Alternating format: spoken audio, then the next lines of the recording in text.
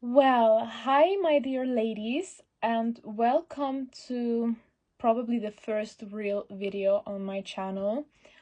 And in today's video, I would love to talk about the topic of detachment and how to let somebody go, whether it's an ex-partner or a friend or maybe even a family member, just someone who used to be very close to you, but due to unforeseeable circumstances, you had to break it off. And I really feel compelled to film a video about this topic and to talk about this because it's a very serious issue and it's something that is affecting many women these days, and it doesn't even matter how old they are, where they come from, what background they have, how old they are, their financial background or anything. It's something that happens and applies to many women, that they have struggles and challenges to detach and to let go of someone, especially of a man. And I think many of us women have been at such a situation at least once in our lives. Hopefully not many, many times, because that would be quite horrible. But at least once. At least it happened once in our lives. And it was for me personally the biggest challenge, or one of the biggest challenges in my adult life, to learn how to detach and to let someone go. And this is probably due to personal reasons that I had challenges to let go of somebody, but also because I didn't really have any guidance or any idea how to do it. And I'm sure that I'm not the only one. And in my opinion, what helped me the most is probably to reflect and to reflect a lot about the situation, because everything happens for a reason, right? If you broke up with someone or somebody broke up with you, whether it's your partner, friend, whoever, it always has a reason. And in the beginning, we are very unaware of why it happened, and we are very sad, and we're making reproaches to ourselves, and we're angry with ourselves and very sad. But the more you think about the situation, the sooner you realize that it did have a higher purpose why this happened. And I'm a bit of a religious person, and I believe that everything happens out of a reason. God has a plan for every one of us, and when He is doing something and choosing something for us, it's for our better good. When He's removing people out of our lives, is because He has a purpose. He has something better in store for us.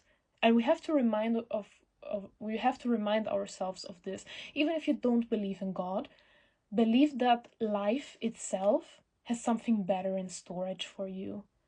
And I have to remind myself of this, and reminding myself of this has helped me. Because indeed, better things came for me along the way. Whenever I lost something, whether it was an opportunity, a friend, or a relationship, in the end, it did work out very well for me, one way or another. And the replacement, or what came next, was even better than what was before. And of course, in the beginning, when you're sad and when you're grieving, you might not really want to believe this. You're having a hard time to even think about the future, but it's so true. You have to really give it a thought. And number two would probably be that you can't hold on too long for the past, because what happened in the past is in the past, and you can't just lay down and die. You shouldn't be loyal to your past, you should be loyal to your future and to all the great things that are coming ahead, that are lying ahead, of all the wonderful things that you have to experience, all the magnificent people that you're about to meet. It's good that you think and reflect about the past, but you shouldn't cling to the past, because you are striping away the beautiful future and what lies ahead. You're about to miss out your future if you hold on too long to what this person did to you and what your boyfriend did to you. It's just a blockage. It's blocking. It's horrible. It's the worst. Don't block yourself just because this person is not a part of your life anymore. 90% of the time, this person chose not to be a part of your life anymore. And this is especially important. If that person chose not to be a part of your life anymore, why are you even sad? Why are you even grieving? You shouldn't hold on to someone who doesn't even want to be a part of your life. You see, this is point number 3. This is the biggest lesson that I have learned at my age. Don't sit at a table where you are not wanted. And if you're trying to detach of a person, you have to think about this. This person doesn't want you anymore.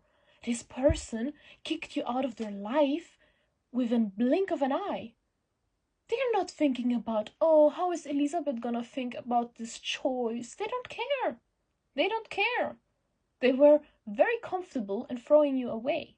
So why should you be wasting your energy and your thoughts and your love and affection, anything, even a negative feeling, why should you waste that on that person? This person doesn't want you anymore in their lives. Bye. Bye. Don't sit at a table where you are not wanted anymore. If they don't want you anymore to be present at their table, just stand up and go. Take your dignity with you and say goodbye. I don't need to sit with someone who doesn't like me. I don't go where I'm not liked, where I'm not loved, where I'm not appreciated and wanted. Because there's another table where people want me to be there. There's another table where people would be very happy to host me. You have to think about it this way. It's very important. Go where you are wanted, desired, and loved. Don't go where people have nothing but disdain and negative feelings for you. This is not the table where you should sit. Because you're a high quality person, and high quality people don't do that to themselves. Do you think that the crown princess of Sweden would surround herself with people who have absolute hate for her? And I do mean absolute hate. Do you think she would be friends with people who hate the monarchy and who hate her family? No, she wouldn't. Probably not. Okay, maybe if it's the Prime Minister of Sweden and he's an anti-monarchist, okay, well, then maybe she has to share a table with him.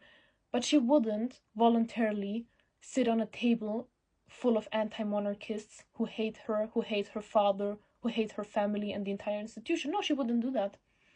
Why? Because she knows her worth. She's not stupid. The same thing applies for every secure person, for every high-ranking person. They don't surround themselves with people who don't like them. So when you're trying to detach, think about it. They don't like you. They don't want you. They have nothing but hate, probably hate, left for you. Bye-bye. Go where you're wanted. There are enough people who want to be friends with you, who are eager to get to know you. And as long as you have a nice personality, you're gonna find these people. And these people are gonna appreciate you and your presence. Same thing applies for men. Just because your ex-boyfriend couldn't appreciate you doesn't mean that there is no man left on this earth who's gonna like you. No, there are enough men who are gonna want you. Trust me.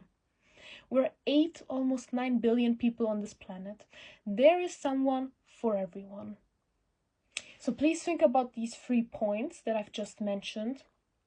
These are the 3 most important first steps in order to detach. Because, no, you shouldn't cling on to people who don't like you. Life is too short. Life is too precious. And in 2025, we deserve to be with people who cherish us. So I hope this video could help you a little bit. Give it a like, subscribe, and let's see each other the next time. Bye, my dears.